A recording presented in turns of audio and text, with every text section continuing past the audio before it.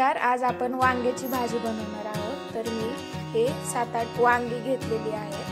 त्यानंतर आपण मसाला कसा तयार करायचा ते बघूया। हे आपण शेंगदाण्याचा कूट घेतलेला आहे, चवीनुसार मीठ घ्यायचं, घरचा मसाला घ्यायचा, त्यानंतर हे कांदा लसूण मसाला घेतलेला आहे, खोबरं आणि आल्याची पेस्ट करायची, सगळं मिक्स करून घ्यायचं। आता असं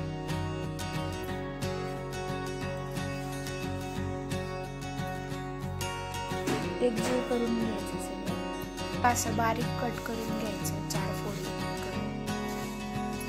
त्यामध्ये आपण नंतर मसाला भरणार आहोत। कोथिंबीर चिरून घ्यायची, बारीक मिक्स करून घ्यायचं कोथिंबीर।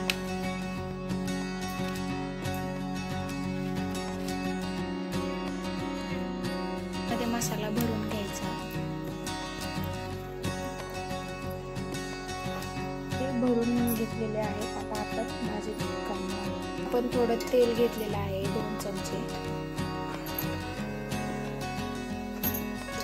गरम झाला आहे, आपण थोडी मोहरी टाकतो। मोहरी अशी थोडी छानशी तडतडून द्यायची।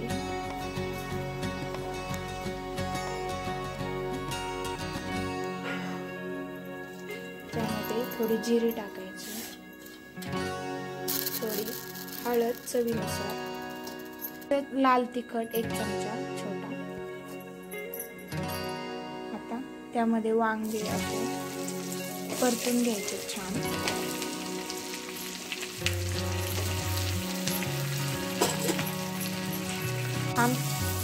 परतून घ्यायचं थोडं वेळ।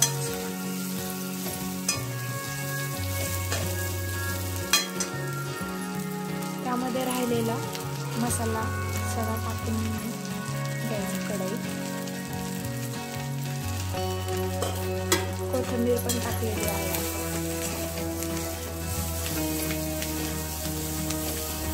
यावरती झाकण ठेवून 5 मिनिट छान परतून द्यायचं वांग। असं वांग हलवून घ्यायचं, म्हणजे करपणार नाही खाली मसाला। त्यामध्ये थोडं गरम केलेलं पाणी टाकणार आहोत, त्यामुळे भाजी चांगली शिजते पण आणि चवदार पण लागते।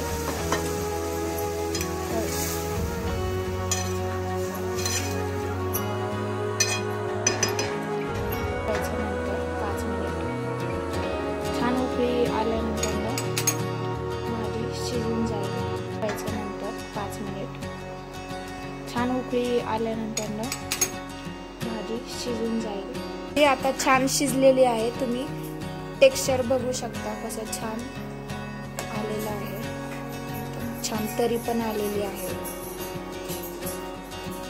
कमी गॅसवर 10 ते 15 मिनिट वांग शिजण्यासाठी ठेवायचं।